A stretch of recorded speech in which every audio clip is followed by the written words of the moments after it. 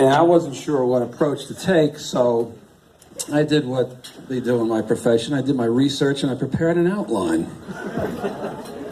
So, because I don't want any trouble. You know, my mom always tells me, Joey, she says, you can never get in trouble by keeping your mouth shut. And that's Mom's way of telling me to keep my mouth shut. But anyway, you begin with a series of mildly embarrassing but harmless anecdotes about the various antics you and the groom have gotten up to over the years. Well, this is a well-trodden path.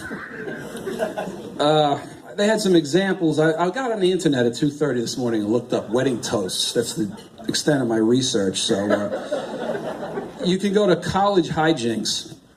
I didn't go to college with Tom. I do remember some trips up to Fairleigh Dickinson University, but that mostly involved climbing into dormitory windows, a lot of loud music and bright lights. Another example, old flames. Yeah, right, not going there. I'm hoping that someone will still be talking to me at the end of the night. Arrests and court appearances. We don't have any of those, no. Sports stories. I got a baseball story. You want me to tell them the baseball story? Me and Tom, we both played in Little League. And I went to see Tom play one time, and he was on first base. And the ball was struck, and Tom took off for second base. And then he turned back for first base. And then he headed back to second base. And by that time, the shortstop was standing there with the ball, you know. But I couldn't laugh at him because he was on base. In my career, I didn't get that far. So that leaves, you know what that leaves, Mayor? That leaves the river in St. John's. We don't want to hear all those stories again because they don't get any better in the retelling. That's one thing I'll say about Mary. She can sit and listen to that stuff for hours. All right, step 2, now that we've completed that. Step 2 is to raise the emotional intensity by relating a vivid memory illustrating the groom's better qualities and or the unbreakable bond between the groom and his adolescent peer group. Well, I think I covered a lot of this at his 50th birthday party, so I'm just going to skip over that part. It says that the group might be acknowledged at this point, especially if sporting large beards. No? They're here. If possible, embellish or manufacture a story about how the groom's life was a barren emotional wasteland until the day he met the bride. Yes. Well, Tom is already, he gave half of my speech already.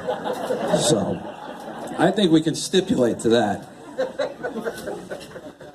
Now, we wrap this up with, what does it say here? It says, a heartfelt testimonial to the groom, including a brief rehash of his better qualities as noted above.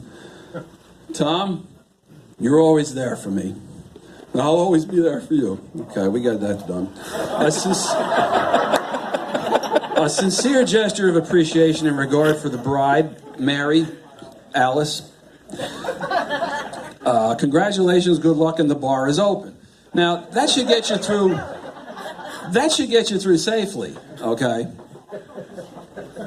All right, but what I really want to say is, Tom was talking before about a couple of years ago when things weren't going that well for him. And I remember that time because I stopped getting weird text messages with Iggy Pop references and things like that.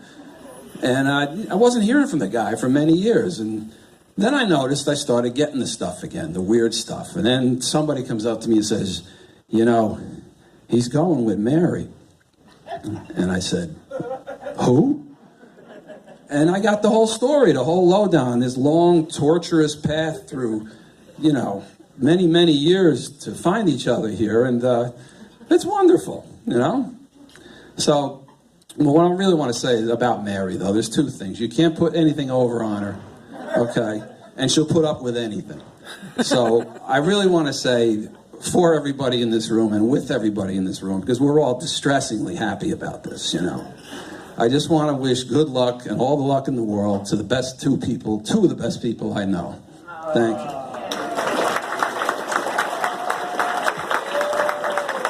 And I'll be signing copies of my outline in the lobby.